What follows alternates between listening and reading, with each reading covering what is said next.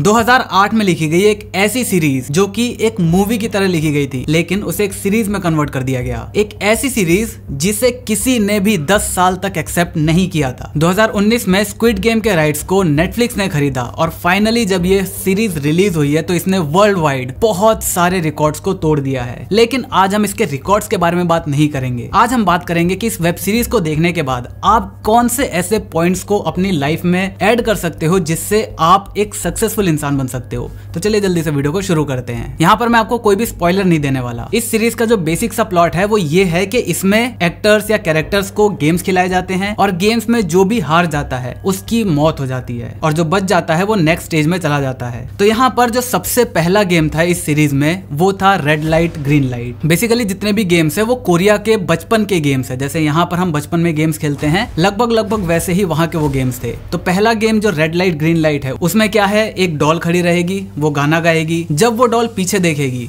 तब आपको पॉज हो जाना है, मतलब आपको स्टैच्यू हो जाना है। अगर आप हिले तो आप गए। तो इस गेम से हम ये सीख सकते हैं, डोंट लूज योर फोकस। अगर मैं आज की बात करूं तो आज ये रील्स, टिकटॉक्स और जितने भी शॉर्ट कंटेंट फॉर्म आ चुके हैं उसकी वजह से जो आज की जनरेशन है उसका जो अटेंशन स्पैम है वो काफी ज्यादा कम हो चुका है। लोग जल्दी से जल्दी कुछ ना कुछ रिजल्ट चाहते हैं। कुछ भी अगर कंटेंट भी आ रहा है तो उसको समझने से पहले उसका आउटपुट देखना चाहते हैं। लोगों को लंबे टाइम तक फोकस करने में काफी प्रॉब्लम आनी शुरू हो गई है और ये गेम आपको यही बताता है कि अगर आपको जिंदा रहना है तो आपको अपना फोकस नहीं छोड़ना है। अब फोकस को इंप्रूव करने के लिए आप अलग अलग टेक्निक्स का यूज कर सकते हो। मैं जल्दी इसके ऊपर एक और वीडियो लेकर आऊंगा, लेकिन अभी आप ये समझ लो, अगर आप एक अच्छी नींद लेते हो, अगर आप अपने डिस्ट्रैक्शन से दूर रहते हो, ये आपका सबसे बड़ा डिस्ट्रैक्शन है। जब तक आप अपने काम में फ्लो स्टेट पर नहीं जाते तब तक आपकी प्रोडक्टिविटी उतनी ज्यादा नहीं रहती। यहाँ पर आप देख सकते हो, ये है आपके फ्लो स्टेट और प्रोडक्टिविटी का चार्ट। जैसे जैसे टाइम बीतता रहेगा आपकी प्रोडक्टिविटी उतनी ज्यादा नहीं रहेगी, लेकिन जैसे ही आप एक बार इस फ्लो स्टेट को पार कर लेते हो तो आप कम टाइम में ज्यादा आउटपुट अपने काम से निकाल पाओगे। तो फोकस रहना आपकी प्रोडक्टिविटी के लिए भी बहुत ज्यादा जरूरी है। तो अपने जितने भी स्मार्टफोन या स्मार्ट डिवाइसेस हैं उनको साइलेंट करो जब भी आप काम कर रहे हो,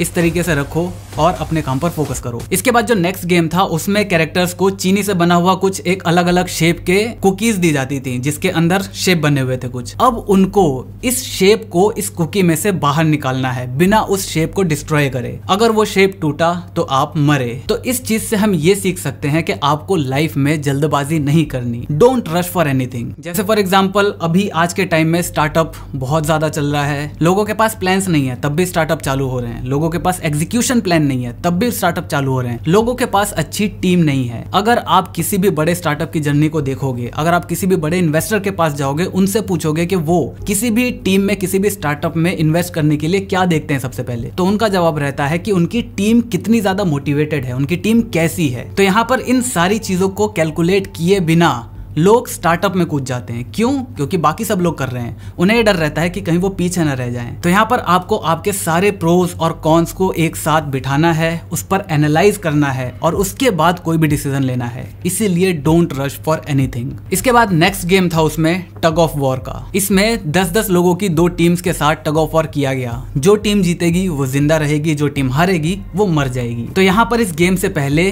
ये जो बुढ़े अंकल थे इन्होंने एक बहुत अच्छी एडवाइस दी कि कैसे एक कमजोर टीम होने के बावजूद भी सामने वाली टीम में सब हट्टे कट्टे मर्द थे। दूसरी जो हीरो लोगों की टीम थी उसमें एक बुढ़ा था, 3 औरतें थी और बाकी लोग इतने ज्यादा स्ट्रॉन्ग नहीं थे। तो इससे आप ये सीख सकते हो कि आपको एक बहुत अच्छा लिसनर होना भी काफी जरूरी है। मैंने एक बुक पढ़ी थी, वहां पर एक बहुत ही अच्छी रिसर्च की गई थी 2 लोगों के ग्रुप में। तो वहां पर एक काफी हायर अथॉरिटीज पर लोगों को चूज करने के लिए बोला गया था। तो वहां पर ज्यादातर लोगों ने उन लोगों को चूज करा जो एक अच्छे लिसनर थे। दोनों ग्रुप में एक अच्छे स्पीकर भी थे, अच्छे लिसनर भी थे और दोनों का कॉम्बिनेशन भी था। ज्यादातर लोगों ने अच्छे लिसनर्स को चूज किया क्योंकि जो लोग अच्छे से सुन सकते हैं वो अच्छे से सीख भी सकते हैं। तो अगर आपको आपकी लाइफ में सक्सेसफुल होना है तो आपको एक अच्छा लिसनर होना भी उतना ही जरूरी है जितना अच्छा स्पीकर। इसके बाद जब इस अंकल ने स्ट्रेटेजी बता दी, उसके बाद मेन पॉइंट था उस स्ट्रेटेजी को एग्जीक्यूट करवाना और उसके लिए जरूरत थी पूरे टीम की। एक कमजोर टीम होने के बावजूद भी सिर्फ और सिर्फ एक साथ एक जैसा काम करने की वजह से वो लोग जीत पाए। जैसे फॉर एग्जाम्पल यहाँ पर कोई हुक लगा हुआ है, कोई भी चीज रखी हुई है, अगर मैं उसे इंडिविजुअली अपनी अलग अलग उंगलियों से खींचने की कोशिश करूं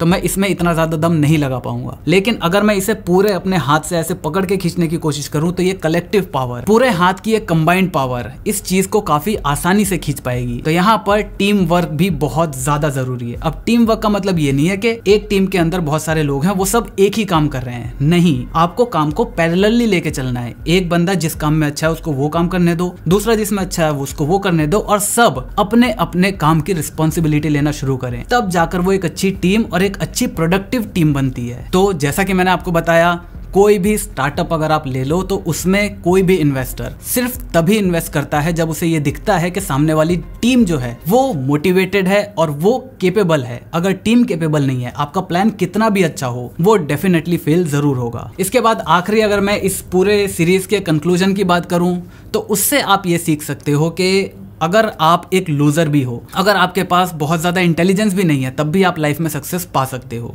जैसे हमारे हीरो को देख लो, वो फिजिकली फिट नहीं था, वो बहुत ज्यादा इंटेलिजेंट भी नहीं था और वो बहुत ज्यादा हार्ड वर्किंग भी नहीं था, लेकिन इसके बावजूद भी एक जो क्वालिटी उसके अंदर थी वो थी अपने काम के लिए ईमानदारी, डेडिकेशन। उसने जो भी काम करा उसको पूरी ईमानदारी से करा, जो भी गेम्स खेले उसको पूरा अपना 100% दिया। इसी वजह से एट द एंड वो उस गेम को जीत पाया। तो बस ये थे वो सारे पॉइंट्स जो आप इस सीरीज से सीख सकते हो। ये सीरीज अगर आपको देखनी है तो भाई नेटफ्लिक्स पर जाकर देख सकते हो, काफी सही सीरीज है, इसने काफी सारे अच्छे अच्छे रिकॉर्ड्स तोड़े हैं। एक ही हफ्ते के अंदर शायद 140 मिलियन से ज्यादा व्यूज, तो ये बहुत ज्यादा कमाल की बात है। तो बस मुझे उम्मीद है आपको वीडियो पसंद आई होगी। वीडियो पसंद आई वीडियो को लाइक कर देना, चैनल पर चैनल को सब्सक्राइब कर देना, क्योंकि हम ऐसे ही ज्ञान बांटते रहते हैं। मैं मिलता हूँ आपसे अगली वीडियो में, तब तक जय हिंद, वंदे मातरम।